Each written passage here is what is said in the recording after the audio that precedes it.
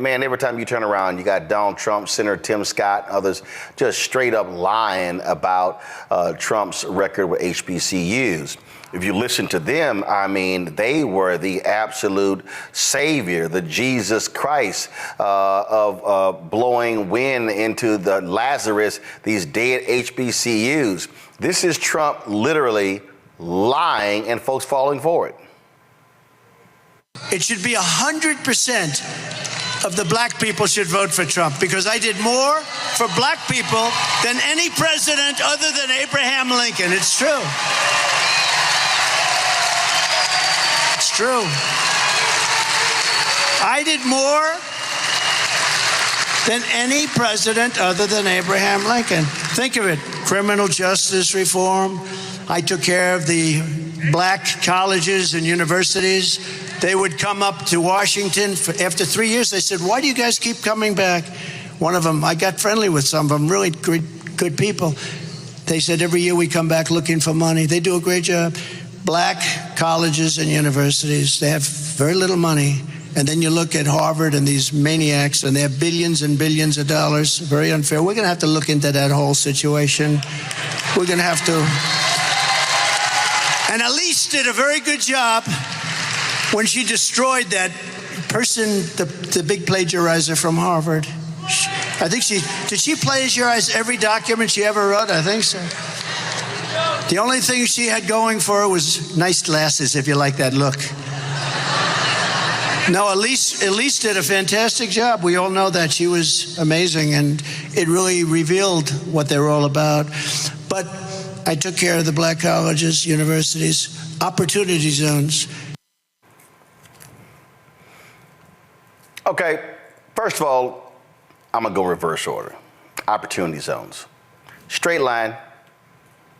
There is absolutely no data that exists that shows opportunity zones greatly benefited African Americans. In fact, one of the Baltimore pastors who stood with Donald Trump when it was announced came on this show 6 months later and blasted them, saying it hasn't been working. Now, Senator Tim Scott, he's been running around touting opportunity zones as well. No data, no numbers, no economic numbers, no jobs, no nothing, just them saying, oh, we did a great job. Then you hear him talk about criminal justice reform. Let me also remind y'all, that was led by Democrats in the House. They control the House. When it went to the Senate, it was Democrats, Dick Durbin, Kamala Harris, Senators Dick Durbin, Kamala Harris, Cory Booker, and Republican Chuck Grassley, who chaired the Senate Judiciary Committee, who said, this bill ain't good enough. Then the bill got toughened. Then it went to Trump's desk for signature. But he sits here and claims, oh, these presidents, they come here begging and they're going to keep begging. And I made HBCU funding permanent. That's what he says. The likes of Senator Tim Scott and others, they have repeated that lie. And for people who don't read, who are simply not engaged, they don't understand that information. Well, one of the folks who has been president of a couple of HBCUs actually was in D.C. and in an Oval Office. So, of all people, he would probably have a vested interest in whether or not what Trump said was true or false. Joining me right now is Dr. Walter Kimbrough. Of course, he was president at Dillard. He was also president in Arkansas there as well. Philander, you've done work at Morehouse, did I miss any other HBCUs? Albany State. Albany State. All right, so let's just say you got your HBCU credentials. Yep. All right, and you have been tweeting this stuff, you've been reporting this stuff, and it grates on you every time you hear this man say what he says about HBCUs. Yep. It just, I mean, being an educator, you really want to focus on the truth and people understanding. And because Trump, and I think Greg Carr talked about it last week, his superpower, we got to give him credit. He just lies and there's no retribution and he just says it over and over again so people feel like that's the right thing. They have no idea. I don't even think he understands how the federal budget works because of the way he talks about how I did X, Y, and Z. And so it's really, you know, an opportunity for us to explain how federal funding for HBCUs works, and who has really done the work to provide funding for HBCU. So that's why I keep pushing back to say, no, this is an opportunity to tell what we need, and then to keep pushing for additional funding, because the power doesn't necessarily reside with the president. It's going to be through Congress, and that's where a lot of the movement has happened. So let's deal with this first. They keep saying, oh, that was this program. And it's like, no, we guaranteed funding. And when people hear that, they think, oh, there are billions of dollars that are now guaranteed for HBCUs because the benevolent benefactor, Daddy Trump, actually made it possible. It's a program. Explain to people this program. So it's one program that was started by George W. Bush in the 2008 budget. It was supposed to be a 2-year program to add $85 million to HBCUs, about $250 million when you add Hispanic serving institutions and other minority serving institutions. $85 million for HBCUs, about $250 million for Hispanic serving institutions. Everybody together. That includes $85 million. Now, first of all, for people who don't know, how many HBCUs are there? So we're talking about 101, 102 HBCUs. Okay, so 85 million, 101. Now we're talking about Hispanic serving institutions. Again, for all the silly Negroes out there who I got to deal with on this one, see, there they go, Hispanics get more than us. Explain what compromises an HSI, Hispanic Serving Institution. So the only thing you have to do to be a Hispanic Serving Institution is 25% of your student body is Hispanic. So there are institutions that wake up one morning and say, oh, wow, we're now an HSI. So now they're eligible for that money. So most of these institutions, you could go on a campus and not know it's an HSI because it's still predominantly white. So and there are over 500 institutions that categorize themselves now as HSIs. Right. So, for instance, my alma mater, Texas A&M, is an HSI. All right. Yep. So people, it just kills me when people go, see, Hispanics are getting more money than us. Don't even know what the hell a HSI is. Right. Okay. So this program, so it was a 2-year program. Okay, under Bush, then what happened? Right, so it was going to sunset. When Obama came in, he zeroed it out the budget. Everybody raised hell. President Obama cut the budget. So he was like, oh man, I'm taking an L on this. So let me come out with a new program under this bill called SAFRA. We're gonna take that 85 and the whole 255 million and make it a 10-year program. Got it. So when you hear Trump talking about a 10-year program, he got that from Obama. Okay. Obama did it first. He said, okay, I'm gonna get y'all because y'all got me on this. So it's gonna be a 10-year program. So it came to the end of the 10 years. Trump did the same thing and zeroed it out. He had no interest in trying to do anything different with it. Alma Adams came in and said, nope, we're gonna bring this program back. And so she worked with, members of Congress, and I think as a part of the negotiations, I think Lamar Alexander to try to get his first in the House, you had Representative Alma Adams, Representative Bobby Scott, CBC, and others. It passes the House. Right. Then it goes to the Senate. Then Senator Lamar Alexander of Tennessee, frankly, holds it up. Right. And all of a sudden, they begin to negotiate. And so they're weighing in on the White House as well. So then the White House is like, yo, Lamar, what the hell are you doing? Right. They negotiate that. It passes. It comes to his desk. So, again, he signs the overall bill. And so he then, as he markets, taking credit saying, I guaranteed funding to HBCUs. They don't have to come back to Congress asking for any more money because I hooked them up. Right. And that's wrong because it's still the one program, $85 million. Within the total federal budget, HBCUs get about $1.5 billion. So this isn't the largest of the programs that's existed out there. So a lot of people say, well, they got money. And that's dangerous too, because people say, well, they don't need any more money because they've been funded permanently. And that's not the deal. It's just one. So it represents less than 7% of all federal HBCU money, because we get money from the Department of Agriculture, from Department of Defense, Department of Interior, National Science Foundation. That's just part of it. Right.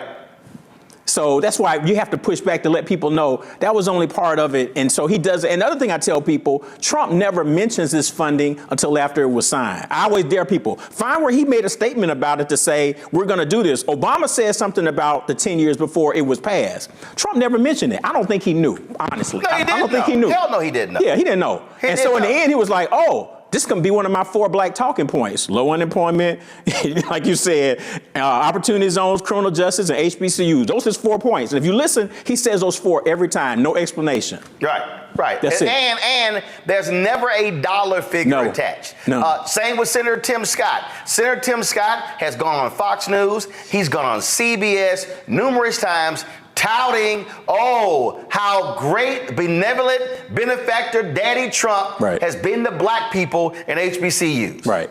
That's part of the problem that and what I try to tell people too, because people will say, well, do HBCUs get more money after Trump becomes president overall in the budget? The answer is yes. There's been more money because the federal budget in his 4 years increased by 70%. He blew the budget out of the water. During Obama's time, his 8 years only increased 14%. So far in Biden's, it's about 7%. So he spent the most money because he wanted to put all the money in the military. Right. And that was a part of the challenge. But the HBCU money didn't grow. And I always tell people, don't just look at the end product because the president presents what's called a skinny budget in February or March. Congress then appropriates the money. Right. Some people say the president proposes, Congress disposes. So I always say, go back and look at what he asked for. And if you look over his 4 years, Trump asked for a negative $117 million for HBCUs. He proposed $117 million worth of cuts in 4 years. That's the number. That's the number. You never want it. They never talk about it. They will never talk about. They'll look at the end and say, well, HBCU, their budget went up over $100 million. It did because members of Congress said, nope, we're not paying attention to you. We're going to add more money. In his, I think, one of his statements about what Trump did for HBCUs, they'll say he increased HBCU budget by 14%. That was that first year. He didn't do that. That was Doug Jones and Kamala Harris, because they wrote a letter to their colleagues. They had 12 colleagues sign on and say, y'all gonna spend all this money on defense? We gotta take care of HBCUs. Hold on. Let's not speed of it. So for all them people who say Senator Kamala Harris, she ain't did enough for black people. Kamala Harris and Doug Jones, that 14% that if you look on the list that they have from the Trump archives about what he did for HBCUs, and you'll see 14%, that 14% you can tie directly to Kamala Harris and Doug Jones. You can look at the letter. They advocated for that. So she was a big part of that money that HBCUs got, but then Trump took credit for it. His first year, he proposed a flat budget. He wasn't trying to give HBCUs any money. And overall, he tried to cut over $100 million. And I don't even count SCOG, work study. SCOG, what is that? That's a supplemented educational opportunity grant that a lot of black students use all over, not just HBCUs, but that's an important program. And of course, black students know about work study. He tried to just decimate those programs. And so when he presented particularly his FY20 budget, when he got rid of the $85 million, the Thurgood Marshall Fund wrote a letter saying, man, you're trying to cut everything. And that's people don't want to read that. So they just look at the end and say, oh, he did such a great job. I said, look at his budget, because your budget shows what your priorities are. Right. And his budget was always a cut for HBCUs. And the thing that also jumps out at me, again, as we're walking through this, first of all, let's be real clear. He only been to one HBCU campus. And he wasn't invited by that school. He wasn't invited by them. It was an outside group that rented some space. That was this third-party group, supposedly Republicans and Democrats. And what happened was the Republicans with that group really flipped that thing into a Trump victory lap and pissed off a bunch of the Democrats. And most of those people in leadership, they got booted out because of what they did. So he probably couldn't even name Benedict. Trump couldn't name 3 HBCUs if you told him 4. That's the way I look at it. He has no clue. The way we ended up in that Oval Office, that's Omarosa's fault, because she fed into his ego, just like, man, he's gonna because we weren't supposed to see him. It was the day before the State of the Union. He's supposed to be trying to get himself together. They use that, and so people see that image. I think you talked about this last week. They see the image of the president in the Oval Office. They're like, well, yeah, he must have done something. It was all stagecraft. And again, but people who don't understand, look, you got HBCU week. Presidents come here. Right. A lot of those meetings are in the old executive office building, and when Biden or Harris may go speak to them. Right. So what they did was they wanted the photo op. So they ushered all these presidents into the Oval Office. Kellyanne Conway with a feet all in the couch. And so they take this photo and all you got all the president smiling, and everybody sitting there happy. And let's just be real clear. You had some happy Negroes in that room. Absolutely. You did. That's why I tell people, you look at those pictures, there's only like one or two that you can find that you can see me, because I was all the way in the back, and I used the common sense. If the camera can't see you, you can't see the camera, you good. Because I didn't want to, because when they announced we were going in there, I was like, this is bad. This is going to be bad for everybody. And we were walking out and people's phones blowing up, like their officers saying, yeah, people saw you. I said, yeah, I don't want. And the next morning I was on CNN just like, look, that's not why I came. And Omarosa was upset with me, but I was like, nope, I'm distancing myself, because I didn't come here. We came here to talk to DeVos because we know she don't know nothing about education or HBCUs. Betsy DeVos, who was Secretary of Education. Right. So we were supposed to spend all our, so the time that could have been useful to try to get her on board, we wasted walking over there taking pictures with your boy and then going back. We just wasted the whole time. It was ridiculous. And what they then did was when people were speaking outside, I remember Johnny Taylor, Lindsey Baskerville, Michael Lomax, they tried to spin that as saying, oh, see, they were supportive of the president. First of all, they are over organizations that fight for the money. And they're also nonpartisan. Right. And so that's their responsibility. But look, president's fighting for the money as well. But you also got to understand when you're being used and when you're being played. Yeah. And you can tell, too. I mean, I always tell people the very next day he signed the executive order. And I think back then you did the show and we talked about it, and you talked to Omarosa about it, because they talked about how fast it was. And as I told y'all, I was like, it's almost word for word the same thing as Obama's. So it's like no thought was put into it. You just changed a couple of things. It's the same thing. But that's how they play the game.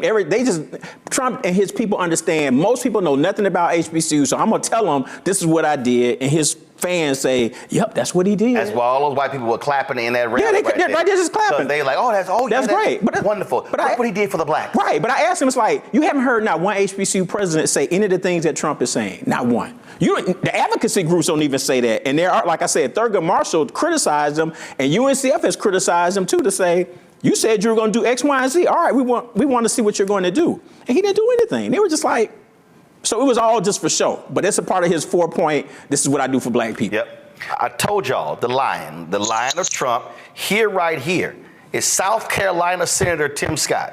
You got South Carolina State and other HBCUs in that particular state. Here he is, straight-ass lying on Fox News. Listen. Who's the president who brought the most money in for historically black colleges and universities? Donald Trump. Who's the president? And what you have there is 9 seconds of him lying to a mostly white audience, and they like, oh boy, that's great. We feel great. That's a black face lying to them. We played you one clip earlier. Here's Donald Trump lying again when he spoke to Turning Point. I funded the colleges and black colleges and universities. Nobody else did that. Nobody else even thought of it. And what we're doing. All right. So now when that clip went out, Walter, you really got pissed off right there. I mean, you were really upset when you said that, as if he was the first person ever to fund HBCUs. That was just so crazy to me, because HBCUs have received federal funding since 1965. And then the other lie they tell on top. This was the graphic that you actually posted right here, y'all. And you said they've been getting money since 1966. So you got them getting that money. And then the other part of that lie is that, well, he's the first to have a White House initiative. No, Jimmy Carter did that. Jimmy Carter, I got to stand up for Georgia because I'm from Atlanta. Jimmy Carter did it. He had HBCU presidents all there. I think they were in the Rose Garden when he created the whole program. So, but they're clapping. People are just like, he said, I'm the first to ever think about funding these schools. I'm like, you got to be kidding me. And that's why people can't think. It's like, okay, so they had money. You say he restored the funding. So obviously somebody thought about funding him before he got there. He just, off the top of his head, just lying. I funded them. I'm the first to do it. Nobody thought about doing it but me. Well, they're just clapping. And again, and what you have is, which really ticks me off, you have these TV anchors, even some of the black ones, right, who don't correct them, don't correct any on the record. They just take it as face value because they don't know what the hell is going on. You also posted this tweet right here. You said Trump zero out the $250 million for HBCUs in the fiscal year 20 budget. You lay it out right here. This the budget. Facts. That's all. I just tell people, look at the budget. You can look at the consolidated budget that shows you where he zeroed it out and where Congress came back and put the money back in. It's real easy. You see a lot of zeros by the Hispanic servant, by the Native American, all the people of color, all that got zeroed out. Yeah, go back. Come on, go to the iPad. You see it right there. It's zeros. 2020 president's budget. 0, 0, 0. That column right there, y'all. Right there. This see right here. 2020 president's budget. 0, 0, 0, 0, 0. That's right. 0. It's the And budget. Last 0. Strengthening predominantly black institutions. HEA 3A section 318. What do you see right there? A 0. It's the budget. It's there, and here's the deal. Again, you've been president of 2 institutions. If he did it, you would be saying, this is actually what happened. right, exactly. And that's what I tell people. When his team says his administration forgave the loans for Hurricane Katrina, I always say, absolutely. I met with DeVos twice. I was president of Dillard. We got our loan forgiven. Yes, he did that. So I'm always a straight shooter. They did that. I give them credit for that. So all this other stuff that was lying. I'm going to be a straight shooter about it. If he was doing all these great things, I would just tell the truth. But that was the only thing. And they don't ever mention that. I'm like, that's the thing that you actually did. And you don't even talk about it. They don't talk about it. I'm just like, you can say that. And then you shut somebody like me up, be like, yep, he did it. But they don't ever mention the Katrina loans. Never. And that's what he did. He gets credit for that.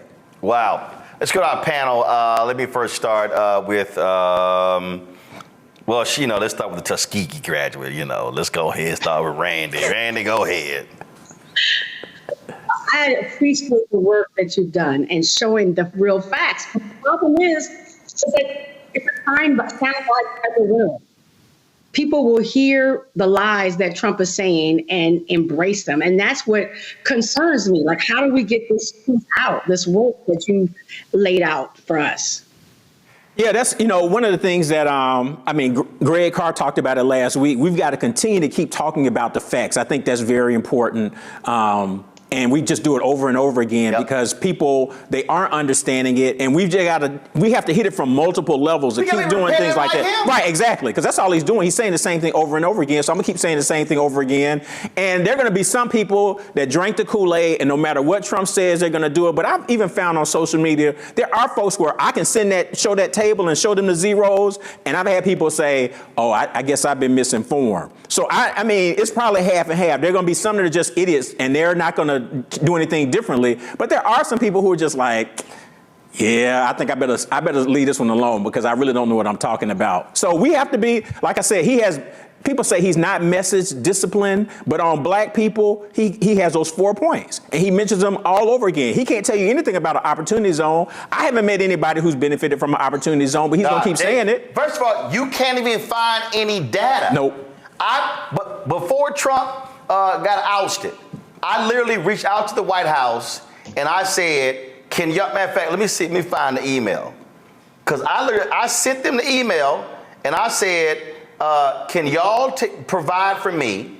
And again, if they did it, I would have said it. Yep. I said, can y'all provide for me any information, any data regarding opportunity zones? And nobody ever got back with me. Yep. No, and I've looked for things. There's some research that's been done, but it talks about, are they opportunity zones or gentrification zones? And that's the concern, that they're going to go in some of these communities and build them up, and then black folks won't be able to work there or live there. And that's what's going to happen. So I'm ready to see the research on opportunity zones because some of the things I've seen so far are pretty negative. But he just keeps saying that. People just like, oh, and when you watch him on social media, they'll just say opportunity zones, criminal justice reform, funded HBCUs. They have no idea what any of that means. And in fact, if you want to understand the lies and how the lies are told, this here is a piece that was done in the Hill newspaper. Look at the date. April 28, 2020. While Congress awards Harvard $1 million, Trump moves to bolster historically black colleges. And so he sits there and he's all smiling, signing the executive order. And in this particular piece here, it's talking about exactly, and so this guy's writing all these different things, and what's going on and what they're doing. And what you have here, again, blackface Negro, Richard Johnson, director of the Texas Public Policy Foundation's Booker T. Washington Initiative. Okay, I ain't never heard of him. I don't even know who he is. But again, I want y'all to see this article. So he goes in the article and then talked about the CARES Act, what that included for HBCUs. He graduated in Wiley College. I never forget, blah, blah, blah. Okay. Betsy DeVos, to her credit, I want y'all to understand the lies. He writes, as Newsweek reported, U.S. Education Secretary Betsy DeVos expressed concern that stimulus funds were going to schools with large endowments, and she asked schools that didn't need the money to send it along to schools that did. First of all, ain't no school with a big ass endowment just gonna send the money to some other small school. Stop it. Secretary DeVos gets it, and it is to her credit that she has taken this strong stand on behalf of our HBCUs. They didn't send no damn money to them smaller schools by saying, I know our endowment is $50 billion. Right. We'll go ahead and send y'all this money. And then he goes in here, as mentioned, what drove horrors about faced with President Trump's comments at a press conference, blah, blah, blah, blah. Thus, there is reason for optimism that our valued HBCUs will continue to have the resources they need to support the invaluable national service they provide. There's nothing in this whole article that is a substantive fact, a number or whatever, but the headline is all they wanted. Yep. Trump moves to bolster historically black colleges. This is propaganda. Yep, and it's a straight lie because, like I said, I looked at his budgets for those three largest Department of Education programs. He proposed over $100 million in cuts. Carol, do this here. I want you to find this dude, this Richard Johnson. Book his ass on the show. I want him to come on the show and defend this article 4 years later. That's crazy. Mustafa?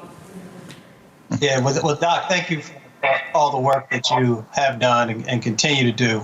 I think it's interesting that we continue to have this conversation about Donald Trump when we know when he was in office, he lied over 30,000 times. So if somebody lies to you 30,000 times in a 4-year period, I'm not sure how you trust them.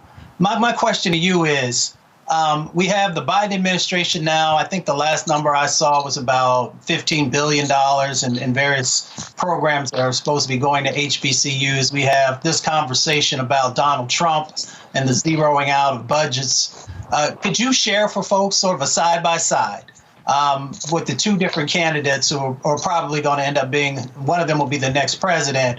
What does it look like for HBCUs if one gets in or the other? Right, that's a good question. So once again, I'll just look at their budgets. Each of them now would have proposed 4 budgets. They haven't gone through the full congressional process for Biden's FY25 budget. So if I look at those same 3 programs, Department of Education specifically for HBCUs, and I look at what each of them proposed in the budget, okay? So I indicated already, Trump proposed over $100 million in cuts for HBCUs for just those 3 programs. Biden in 4 years has proposed $352 million for HBCUs. We've seen nothing like, he's been coming hard saying, I'm really pushing the envelope. And even I think some of the House Democrats, because there's an article saying they cut HBCU funding, $30 billion. Okay, I was like, no. So he was trying to get new money. Right. He was pushing for that. First of all, let me deal with that, because again, this is what happens when lies are told. Well, that was a Newsweek article. Yep. And I was trying to find the cover. And what happened was, again, Negroes immediately believe in white media, sent that damn thing around. I saw folk posting it on their social media, and there were several, I'm talking about black activists, pastors, and others, and there were several people, I hit their ass, I said, take that shit down. Because what they did was they extrapolated when he was campaigning, Right. he announced what he wanted to do for HBCUs and Hispanic serving institutions. I went and found the actual document. Yeah. Then when he gets in, they forget that first massive bill was like a $10 trillion bill. Right. Okay. They were like, yeah, we ain't funding that. So it go from 10 to 5 to 2.5. That sucker just start going down. I mean, it was like 10. It was a huge number. Yeah. Okay. It started going down. So stuff get cut in the bill. All right. And so then you eventually get the bill. The bill never even got passed. Right. Then it got reworked as well. So they took that and said, oh, well, because here's what in the bill. Oh, he's cutting HBCU funding. No, that was a It was a promise during the campaign. It wasn't actually real money. It wasn't even in the budget. Right. That's what they did. Right. No, that's what they did. People didn't read that. They don't read any of the articles. They looked at the headline, and that was one of the ones I went and broke down. I was like, first of all, you got a girl who just out of college. She went to Maryland. She don't know nothing about black folks in HBCUs. No. And she didn't interview no black people for the article. No. Then none.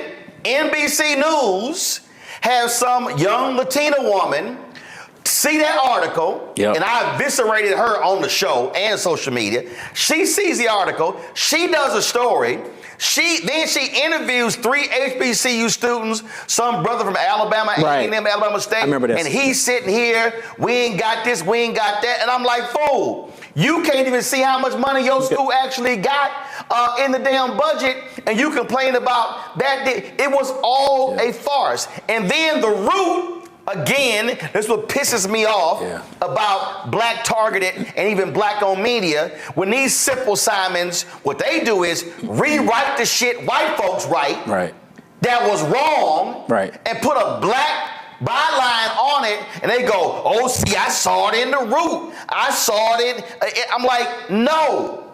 I'm like, nobody thought to pick the phone up and call? No. Because they just rewrite the stuff and see the headline and just aggregate the news content, and the lie just keeps jumping. And it went from Newsweek to Associated Press to the root. That lie just kept jumping. Yeah. No, that's what happened. So, Brother Ali, that's the deal. If you put them side by side, Biden has gone hard. He's been pushing Congress. I think people say, well, you didn't keep a promise. He's asked for more money than anybody. And if I started adding it up, he probably asked for more money in his first term than most presidents asked completely in their entirety of their time being president. He's made the effort. So when they put this out again and again, I ain't got a problem saying it. They were horrible at messaging this. Yes, absolutely. They dropped it on the Thursday. Then on Friday, the DOJ announced the schedule for marijuana. There were like 3 or 4 posts on the Biden Twitter feed and the Harris Twitter feed about marijuana, and only one on this. And we had a brother who used to work at the White House on talking about, well, I'm sure they got it to all the HBCU blogs. I was like, no, they didn't. And so this is the reality. Go back to it. $16 billion. Yep. And let me be clear. Donald Trump's people cannot show you a document like this that comes near that amount. So when they say he funded, when you have old mushmouth Tim's got, he funded more than that, it's a straight ass lie. Yeah. No, it's not a comparison. Like his biggest numbers, Trump would have been from CARES Act, because one of them was done during his term, but then 2 were done under Biden, and they were bigger. So that's going to be his biggest thing. But once again, he tried to cut. I just keep reminding people, look at all of his budgets, and you look at all those zeros, and you'll see that's the real deal. Hold up, but before I go to, and again, the reason we're doing this segment, y'all, is because I want y'all to share this. I want you to spread it around. I want you to post it. And so we're showing you actual documents. So you just heard Walter say the CARES Act won. This is the spreadsheet that was sent to me from Congressman Jim Clyburn that came from the Department of Education. What y'all will see right here, you had forgiveness, CARES Act 1. Now, CARES Act 1 was under Trump, right? So y'all see right here, this column right here is CARES Act 1. Y'all see it.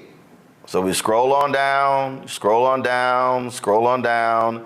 You see all the amounts, and then what you see is under CARES Act 1, when you get to the bottom, it was $352.7 million under CARES Act 1.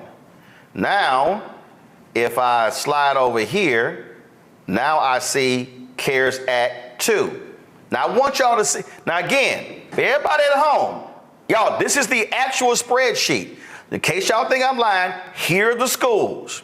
Starting with Alabama A&M, going all the way down to all these schools. Then you got Dillard right there, Walter was there, keep going, all the HBCUs, these are all the schools, y'all. You see, there's right there, there's Randall, Tuskegee, there's Texas Southern University, go all the way down, and the bottom, Xavier, you see, Source, Department of Education. Now let me go back on up here for the folk out there who can't keep up, okay? Right here, CARES Act 1, side by side, CARES Act 2. So CARES Act 1, Walter, was Trump.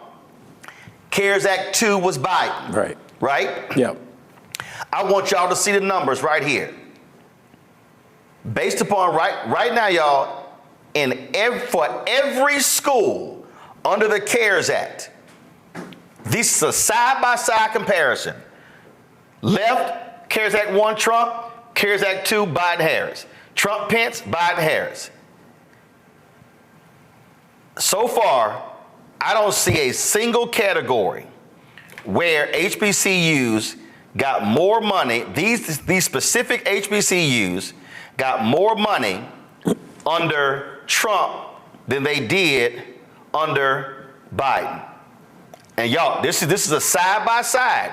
You see 13 million for this school under Trump, 26 million for this school under Biden. And Roland, real quick, the difference between Trump and Biden, you look and see funding pot for Trump for all institutions. This is the money so it's more money, and it's just for HBCUs and MSIs. So under CARES Act, that first one is everybody all in there. So our amount that that's what we got out of that. That was out of the broader pot. So now they pull that pot out a little bit, and you can see the money. So the difference really stands out because they're letting you know this is exactly what we did for your institutions. It's much more money, but they're making that highlight, which is good in that document, to say we separate this out to show you this is what we did specifically. So right here, 352.7 million under Trump, 575.5 million under Biden. So even if you just take that category, Tim Scott and Donald Trump are lying. Right. And then when you go over to the final number, right here, $6.56 billion solely in these programs. And these programs here, and this is the stuff y'all Newsweek didn't bother to go get. You see CAP forgiveness, CARES Act 1, CARES Act 2, CRRSA Act 1, CRRSA Act 2, American Rescue Plan Act 1, American Rescue Plan Act 2, and then the totals. And just so y'all see, so that again, that first, you see right over here, y'all, Alabama A&M, you see that number right there? They got $207 million. The next Alabama school, $232 million. You keep going down. You see how much the schools got. You see what they got. Who is that? Got 300 and Florida A&M. All y'all Rattlers got $307.2 million. You keep going down, 184, 112. But here's also something before I go to Joe. I got to show y'all this here, because here's something else that I think is really important that jumps out that folk don't want to deal with. This right here, y'all. In this graphic right here, they show state appropriations. So go to my iPad. So you see right here, fiscal year 2020, Alabama A&M got $46.7 million from Alabama. Then you got Alabama State got $49 million. I'm just going to use those two. 46 and 49 million. Yet when you go over here and you realize, so total state funding in 2020, Alabama A&M and Alabama State got $47 and $54 million in federal COVID relief funding alone. The schools got $207 million and $232 million. That means in federal funding, federal COVID funding alone, those two Alabama colleges got 4 times as much money from the federal government than Alabama gave them in funding. 4 times as much money. So when you sit, and so we just go down over here. So you take Florida A&M. Florida gave them $136.9 million in funding. Federal COVID money, $307.2 million. That's more than double the state gave them. So for all y'all folks sitting at home, right here shows you the difference between a Trump budget and a Biden budget. This ain't caping, this ain't plantation, this ain't butter and biscuits, all the bullshit terms y'all use. This is hardcore data that shows you apples to apples, oranges to oranges, for some of y'all chitlins to chitlins. So you now understand what the numbers look like when we talk about what a Trump administration looks like and what a Biden administration looks like is right here in the data. Joe. Hello, Dr. Kimbrough. Thanks for all the work that you're doing. Kind of piggybacking on the other questions, I'd be interested in your thoughts related to strategy should, God forbid, Trump wins, and or regardless of who wins, there's more of a pushback or a pull away as it pertains to funding for Black institutions, because that's theoretically a possibility. And then a question that's maybe not so connected, but it's something that I wonder about quite a bit. The whole idea of philanthropy giving by alums of predominantly Black institutions, of HBCUs. How do we improve that? I mean, often they don't have the endowments that PWIs do. And, you know, there are some economic realities related to that. You first generation, you come from more modest means, you won't have as much money to give. But how do we create and continue to bring along and reinforce that culture to be a part of it? I mean, they'll never do without federal funding, nor should they, because the federal government ought to be helping to secure futures of colleges, et cetera. They should be part of that because it is our tax dollars. But how do you bring that along? I'd be interested in your thoughts, having been at a couple of HBCUs. You answer that question. We have to. I want us to also remember this here, and that is Secretary Cardona and Secretary Vilsack, Education as well as Agriculture. They sent letters to 16 states based upon research that was done by another group that shows that that land grant HBCUs, Florida A&M, Prairie View A&M, North Carolina A&T, and others, were cheated out of $12 billion in funding. Go to my iPad. These 16 governors received letters. Alabama, Arkansas, Florida, Georgia, Kentucky, Louisiana, Maryland, Mississippi, Missouri, North Carolina, Oklahoma, South Carolina, Tennessee, Texas, Virginia, West Virginia. There are HBCU land grant institutions in 18 states, Delaware and Ohio, have equitably funded their respective universities. Okay? Based upon the research, that these schools, now mind you, this is only for a certain period. Yeah. We're not talking, 12 billion historically. No, this is only for like 1987. Yeah, from 1987 to present day. Yeah, I can't think exactly when they stopped it, but maybe like almost 30 years. So for about 30-year period, HBCUs cheated out $12 billion. So when they talk about buildings and things along those lines. Absolutely. Well, hell, when you've been cheated out of $12 billion, you can't build shit. Right. And so part of our deal needs to be black-owned media, but also alumni and just black folks in general, saying to Georgia, you sitting on billions of dollars surplus, when are you going to give Fort Valley State their $1.2 billion? And going down the line. Mm-hmm. This is just land grant money. Right. This is not states underfunding them. This is money that the federal government sent to the states that they diverted away from the HBCUs to the white schools. Yeah.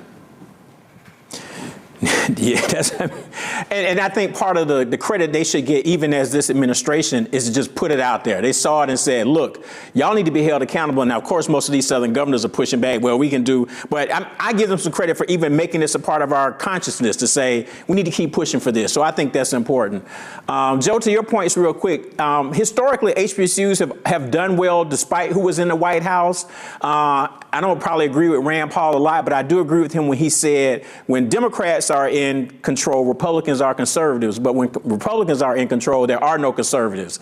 So that's why, Trump tried to cut the budget, but HBCUs ended up getting over $100 million more when he was president, because everybody realized this dude just gonna spend, so we about to get some for our school. So we just take advantage of it. So there has always been good bipartisan support. Probably HBCUs get more bipartisan support than most things do. So I'm not as concerned about that. If they do some things with Department of Ed, that can make things tricky, because I'm more concerned about what they do with, work study and grant programs. So that would be detrimental. So I have a concern about that. And again, hold on, sit right there. But people don't understand the reason that's detrimental, because when you talk about most of your HBCUs, they are surviving on the students' financial aid. Yep. So when we talk about HBCU funding, research dollars and grants, that's one thing.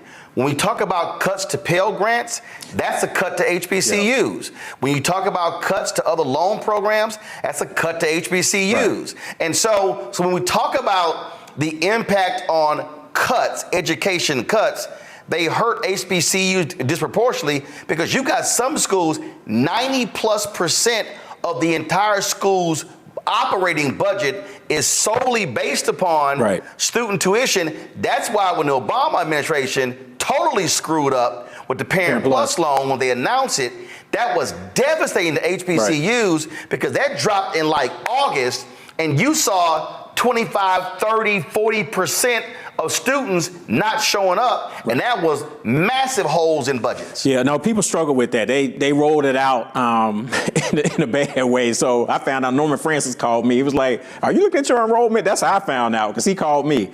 So that was part of the challenge. But you're right. And once again, I tell people, go look at the budgets. Go look at, Trump did work with the institutions to bring back year-round Pell Grant. Go back and look and see what he proposed for Pell Grants. We don't talk about that. And HBCUs are 2/3 Pell Grants for all HBCU students. Nationally, all college students about 35% Pell Grants. So we're double. So if House Republicans are out here talking about we need to slash Pell Grants, that means they are actually trying to gut HBCUs. Yep, that's us. So we have to protect that. So, which so far Congress has done a good job. Even when Trump was president, tried to cut it, they were able to support it. John, your other point in terms of giving. The Pew Research data says that still African Americans are the most generous people in the United States. And I think sometimes people lament to say, well, why is the percentage of HBCU giving so low? And I think about it differently, because a lot of, black folks, who they're active, with their institution, they're very active in church too. So they give in the church first. I'm a preacher's kid. Right. So that's part of it. So it's not that they aren't giving. So I think we have to continue to get them to try to figure out, how do we support both? Mark Morial talks about a civic tithe, where you tithe to church and you tithe to community organizations. So that's part of it. And then we got to get more of our churches to do some things like Alfred Street does in Virginia, where, they do big HBCU weekend. They do a college fair. They have a HBCU president come speak. They give them, I spoke during COVID, $50,000 for Dillard that was unrestricted. We need everybody doing those kinds of things because black folks are giving, and it might not just be directly to the institution. Some of that is going to churches. So we've got to partner a little bit better. And I know UNCF was trying to do a big faith-based initiative to try to do some of that. So, but we still can do a better job in terms of improving those rates. When I was at Dillard, our alumni giving rate was only 4%, but right before COVID, we got to 23%. So there is some margins that we can move that to, but we've got to have other partnerships. But also, I want us to also recognize that when we are fighting, when you're fighting on behalf of the Fearless Fund, when you're fighting with the stuff that Randy is doing in terms of battling these companies with DEI, black giving is directly impacted by black earning. And when you have a black college graduate who's earning on average less than a white high school graduate, then black people having more student loan debt than anybody else, all of those things has an impact on black giving. The fact of the matter is this here. If black people are able to make more money, then we are able to give. And this is where, right here, where I talk about Project 2025. For anybody who's black understanding, they want to go after, in a huge way, federal bureaucracy. Black people over-index in government jobs. That's where you see more black people making high 5- and 6-figure salaries. So when they start yelling government cuts, that means government jobs. That means disproportionately black people. So that means it's gonna be less giving. So we have to understand, and I'm all, look, of all HBCUs, I've been to 58 of them. And I've done 19 commencements, I think I did 19 commencements, 19 or 20. And I'm always talking about how we have to give. And my point is this here. If it's going from 4 to 23%, I'm saying I don't care if you can only send $5. Send it. Send it, there's no excuse. So a HBCU should have 100% giving, because even if you just send in $1, you sending $1 is better than you sending nothing. But we also have to understand the battle is to be fighting for higher wages, $15 an hour, all of those things, because that also directly impacts our ability to be able to give to our institutions. And even if we didn't attend one, it allows for us to be able to also be able to write those checks and be philanthropic for that. I'll say this. I believe, Walter, final point here is, and I understand the role that they play. I understand it's very delicate. But this is also where, as far as I'm concerned, UNCF, Thurgood Marshall, NAFIO, and any organization out there that is as an advocate for HBCUs should be putting out their own fact sheets. And again, this is not them taking sides. But they should say, this is what we got under Obama. This is what Trump was proposing and what we got. And this is what we got under Biden-Harris. So the broader HBCU community has the facts coming from those organizations. That also has to happen. Yeah, no, I agree. And then you can use those numbers, like particularly with what Biden has proposed, you can start to use that as your new floor and build off of that. So you can see how things have done differently to say, but this is what we got before. And now to this guy's coming in and propose a lot of things. So we can build on that. So I agree. It doesn't, like you said, it's just presenting the facts to say this is so people understand how funding works. That's important for them to know. And then to advocate to say, no matter who's elected, locally, federally, we need to make sure that they take our interests as a part of their job. So, but they need the facts. So I agree. Absolutely. Dr. Walter Kimbrough, Frat, I appreciate it, man. Thanks a lot. Anytime. Thank you. All right, folks. Listen, we are out of time. I was going to, of course, show you the video from Warwick Dunn's golf tournament. I will do that tomorrow. I also deal with Caitlin Clark tomorrow as well. So, but I just thought this subject was really critically important. And we're going to be doing more of this because here's the piece. I don't have time for a lot of the BS that I see happening out here. I'm seeing a bunch of crap on social media, on Instagram, on TikTok, all those other different places where you have no data, no information, but you got emotion. And we're all about showing you exactly, here are the facts. Now, when you have these fools out there who like, oh man, you caping for so-and-so or whatever, I don't give a damn what y'all say, but the facts are the facts. And the reality is, We are going to advocate for black people. We're going to advocate for policies that have a positive impact on black people. Now, if most of those policies are lining up with Biden-Harris, so be it. The Republicans have all the opportunity in the world to do right. Trump, all his little chat, show me his HBCU proposal. Doesn't exist. Don't bring that little BS platinum plan he put out there, which was atrocious, like his damn tennis shoes. Okay? But we have got to be operating in facts, and we have got to be understanding who is doing what, because then you begin to vote accordingly. I don't agree with anybody on everything. I've been kicking Biden-Harris administration on several issues, but I will say this here, and I'll say to the Republicans, if you are doing right, we gonna say it. But if you start lying about what you're doing, we gonna cut you as well. Just so you know how we roll.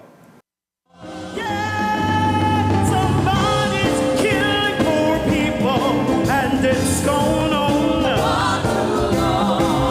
When COVID happened, poor people were dying at a rate already of 800 people a day. Before COVID, if you went to a funeral every single day, it would take you 600 years to attend all the funerals of the people who will die from the ravages of policy violence, poverty, and low wages in America in just 1 year. It would take you 2 years and 19 days to go to all of the funerals of the people that will die today, and oftentimes silence. Nobody talks about this political genocide, but we are determined today to remember their death and be a resurrection of voting power and voice power like never before. Economic justice and saving this democracy are deeply connected. We, as a nation, must listen to the demands of the poor, who are pushing and will continue to push political candidates and elected leaders to lift from the bottom so that everybody can rise. Take back the money, take back the money, take back the money, take back the money. We are the poor, the marginalized, and the underpaid. And we are taking one step forward to say that everybody has a right to live. Poverty is not the fault of those who are impoverished. It is caused by those who make the policy. There are over 135 million poor and low-wage, low-income people in this nation. The biggest block of potential voters by far is low-income, low-wage voters. I can't afford medicine. Sometimes I have to skip because of the cost. The farm worker community is tired of the violence imposed upon us by greed, exclusion, and denial of basic human rights. Those folk that represented by that casket, poor and low-wage workers who are the most moral people in this country because they go to work every day believing, even though going to work is hazardous to their health. I'm tired of working 70 to 80 hours a week and still not have money for the necessity of bills. I'm tired of getting sick and not being able to go see the doctor. Having to make a choice to pay between rent or the light bill or food or clothes. You cannot claim to care about families and a culture of life and then do everything in your power to rob people of equal access to resources and to force them to live in poverty. Leadership of both parties had waged war on poor people and low-wage workers. And this government has treated people experiencing poverty, including their military families, with disdainful, deliberate, malicious neglect. So the truth is that my son died from poverty. We refuse to accept poverty as the fourth leading cause of death. The fourth leading cause of death in this, the richest country in the world. We march today for our children and the generations to come. And we need to do it with the loudest voices possible, the biggest actions possible. We will voice our demands and register our vote. When we stand up and when we stand together, things change.